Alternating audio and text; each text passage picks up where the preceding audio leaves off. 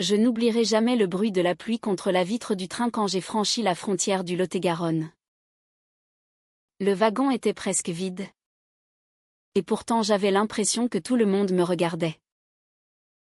Peut-être parce que je serrais contre moi cette lettre froissée que Coralie m'avait envoyée 3 semaines plus tôt. Une lettre qui disait simplement « Viens. J'ai besoin de toi.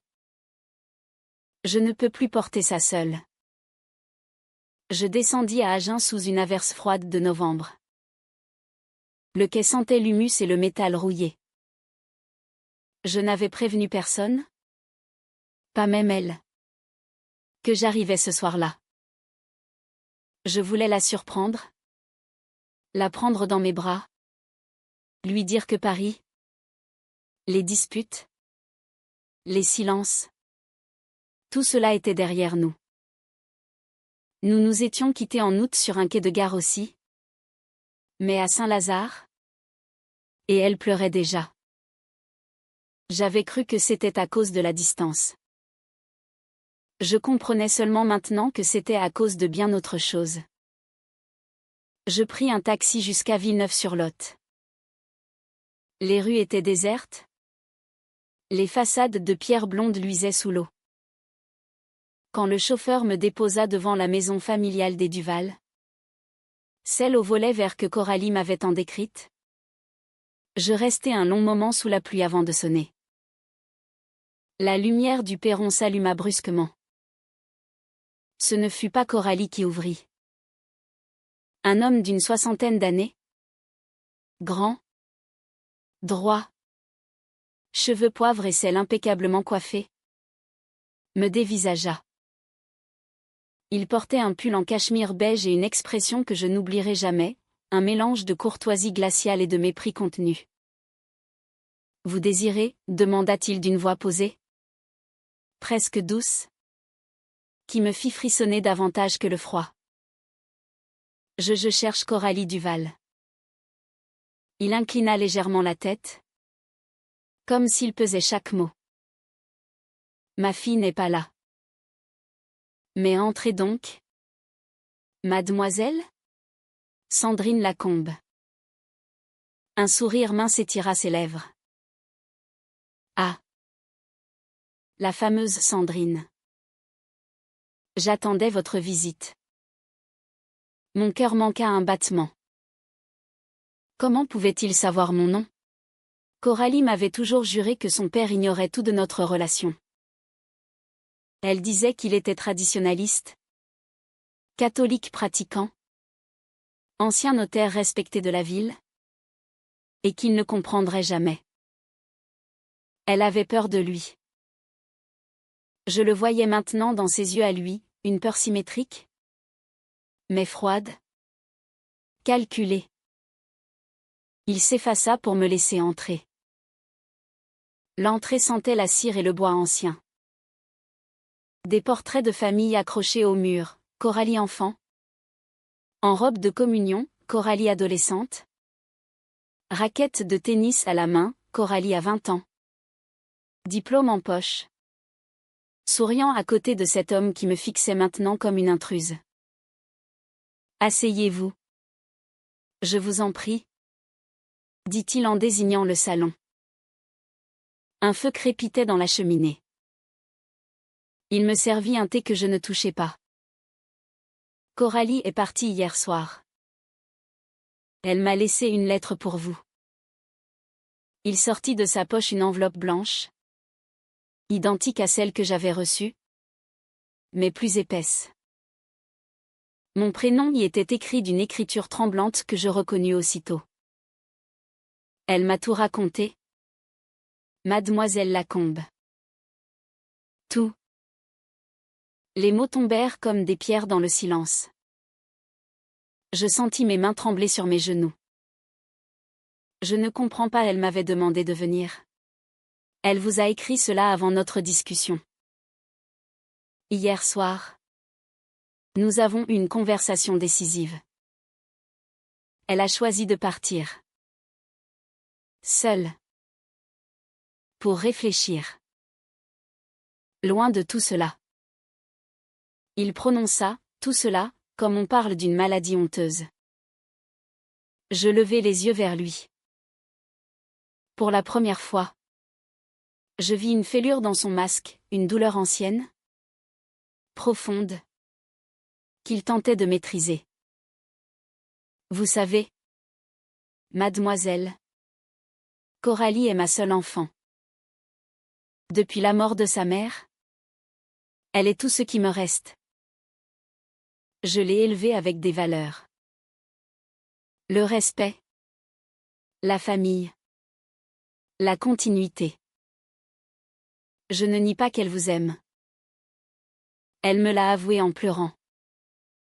Mais elle sait aussi ce que cela signifierait ici. Dans cette ville. Dans cette maison. Je sentis la colère monter. Brûlante. Et vous pensez que l'amour est un choix qu'on peut effacer parce qu'il dérange vos valeurs? Il ne répondit pas tout de suite. Il regarda le feu. Je pense qu'on peut choisir de ne pas détruire ceux qu'on aime en les forçant à porter un fardeau trop lourd. Je me levai d'un bond. Où est-elle partie? Je ne vous le dirai pas. Elle m'a fait promettre. Elle veut du temps. Seule. Je pris l'enveloppe qu'il me tendait. Mes doigts effleurèrent les siens, ils étaient glacés. Je sortis dans la nuit sans un mot de plus. La pluie avait redoublé.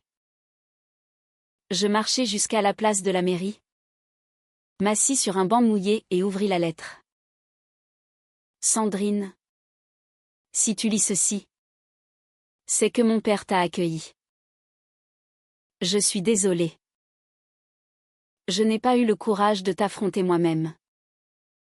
Hier soir, il a trouvé nos messages. Il a tout lu. Il ne m'a pas crié dessus. Il m'a juste regardé et m'a dit, tu vas détruire ta vie et la mienne. J'ai eu honte. Pas de nous, mais de ce que cela lui fait. Il vieillit seul. Il n'a plus que moi. Je pars quelques semaines dans le couvent où ma tante est religieuse. Près de Toulouse. Ne me cherche pas. J'ai besoin de comprendre si je suis assez forte pour vivre avec toi au grand jour. Ou si je vais finir par te faire souffrir encore plus en te cachant toujours. Je t'aime. Terriblement. Coralie. Je restai là. Sous la pluie. Jusqu'à ce que les lettres se brouillent. Puis je froissai le papier dans mon poing. Je ne pouvais pas accepter cela. Pas comme ça. Le lendemain matin, je pris une chambre dans un petit hôtel près de la gare. Je ne pouvais pas repartir à Paris sans avoir essayé. Villeneuve-sur-Lot est une petite ville, tout le monde se connaît. Je commençai par le lycée où Coralie avait enseigné la littérature avant de nous installer ensemble à Paris. Sa collègue, Madame Berger, me reconnut immédiatement sur une photo que je lui montrai. Coralie? Elle est partie subitement. Son père est venu chercher ses affaires personnelles hier. Il avait l'air très affecté. Je sentis mon estomac se nouer. Je passai l'après-midi à marcher dans les rues qu'elle m'avait décrites 1000 fois au téléphone, la promenade le long du Lot. Le marché couvert. La librairie où elle achetait ses éditions rares. Partout. Des regards curieux. Une femme seule. Trempée. Qui pose des questions sur Coralie Duval. Cela ne passe pas inaperçu. Le soir, je retournai frapper à la maison. Cette fois, ce fut la gouvernante qui ouvrit. Une femme d'une 50aine d'années au visage fermé. Monsieur Duval ne reçoit pas. Il est souffrant. Je insistai. Je criai même le nom de Coralie dans la rue. Une voisine sortit sur son balcon. Je devins, en une soirée, la Parisienne hystérique dont on parlerait pendant des mois. Le 3e jour, je reçus un appel d'un numéro inconnu. C'était elle. Sandrine, arrête. S'il te plaît. Sa voix était rauque, épuisée. Je fondis en larmes. Où es-tu? Dis-moi juste où tu es. Je ne peux pas. Pas encore. Mon père, il a fait une crise cardiaque hier soir. C'est ma faute. Je restais muette. Il est à l'hôpital d'Agen. Les médecins disent que ce n'est pas trop grave. Mais il a pleuré. Sandrine.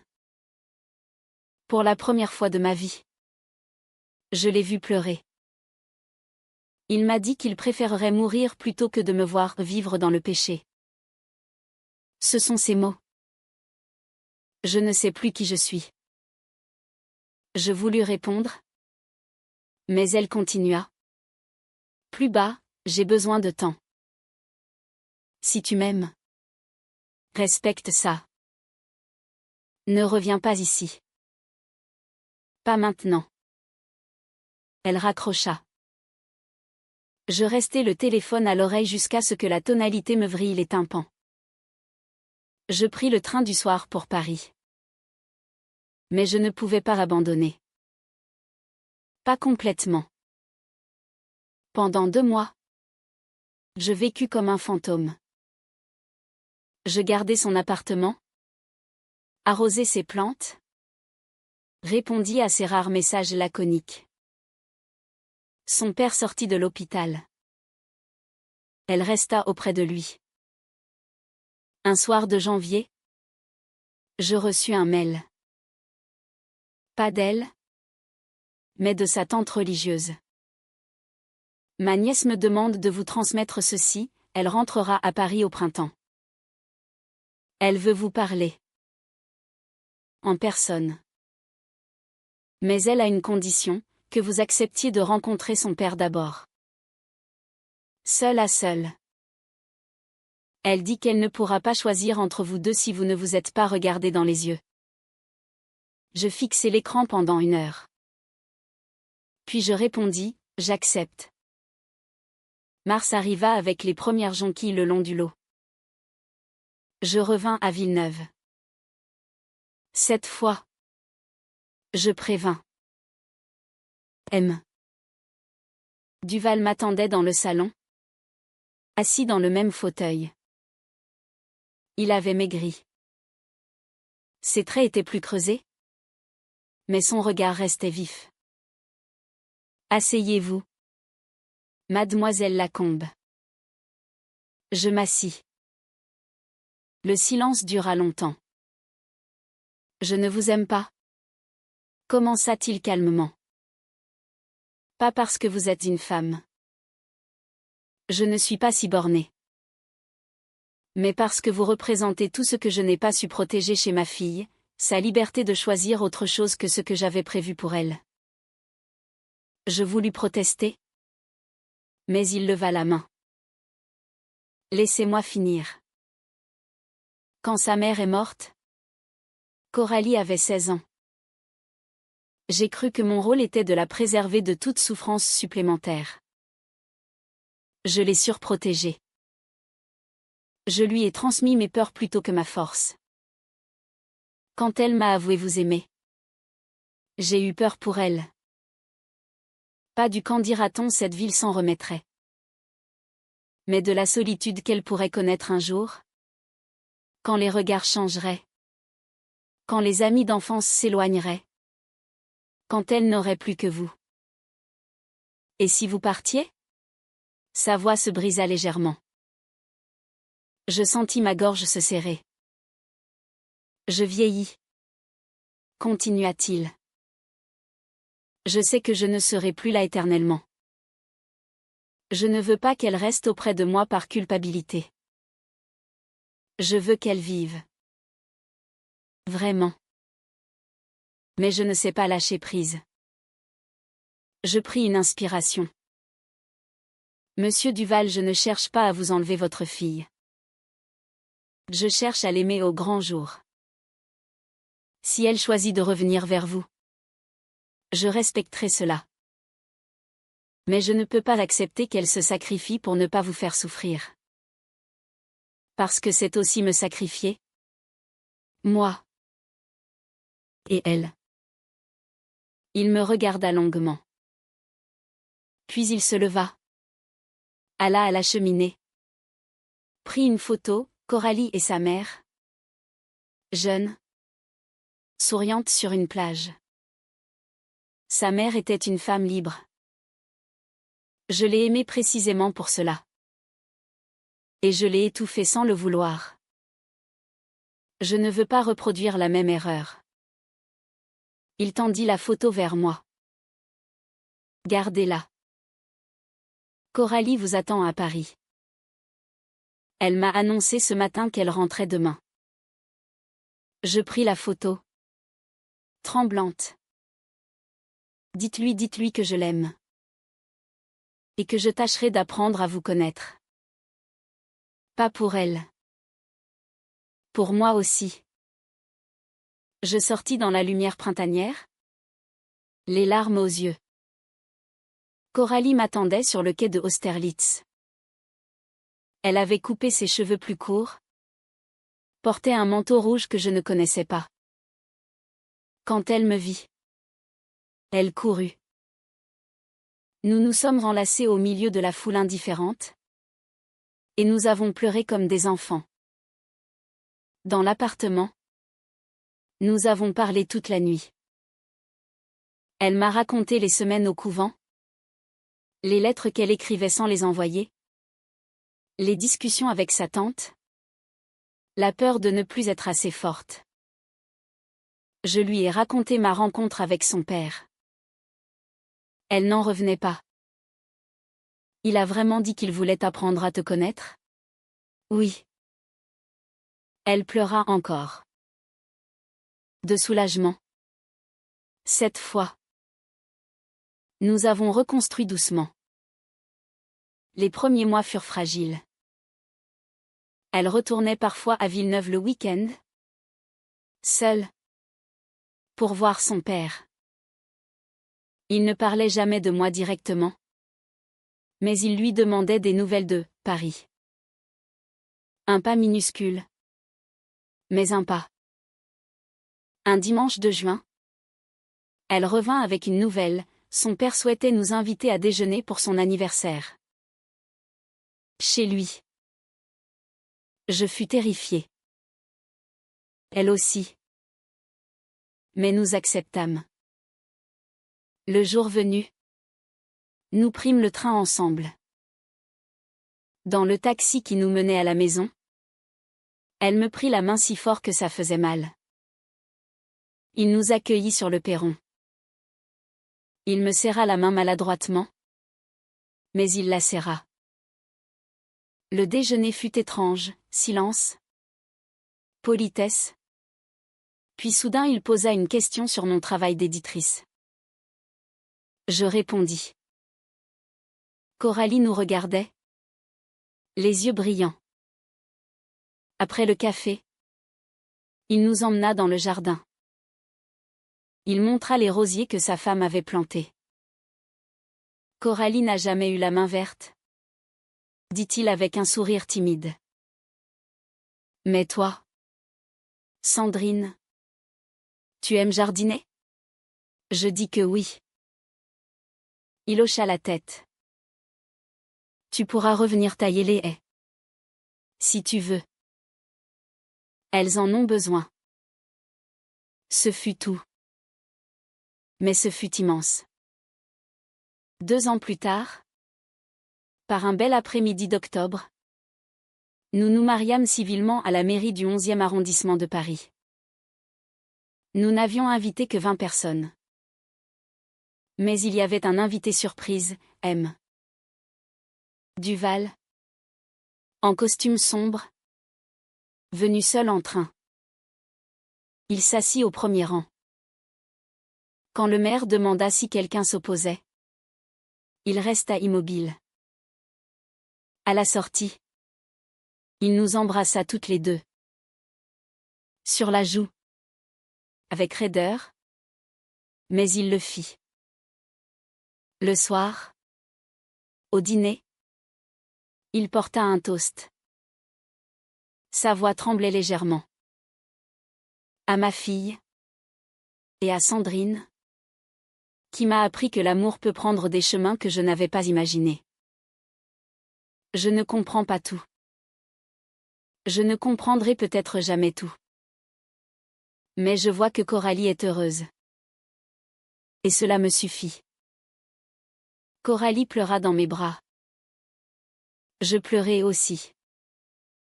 Il resta dormir à l'hôtel près de la gare. Le lendemain matin, avant de repartir, il me prit à part dans le hall. Prenez soin d'elle. Et venez à Villeneuve quand vous voulez. La chambre d'amis est grande. Il monta dans son train. Nous le regardâmes partir depuis le quai. Ce soir-là, Coralie et moi nous sommes promenés le long de la Seine. Elle me serra contre elle. Tu sais, murmura-t-elle, j'ai eu peur pendant si longtemps de devoir choisir entre vous deux. Et finalement vous avez choisi pour moi. Vous avez choisi de grandir. Je l'embrassai sous les lumières du pont Saint-Michel. Nous ne sommes pas un conte de fées. Il y a encore des silences pesants quand nous allons à Villeneuve. Des regards dans la rue. Des amis d'enfance qui ne répondent plus. Mais il y a aussi les roses que nous taillons ensemble chaque printemps. Les dîners où il me demande mon avis sur un livre. Les photos de nous trois accrochées désormais dans l'entrée. L'amour n'a pas effacé les blessures. Il les a juste rendues supportables.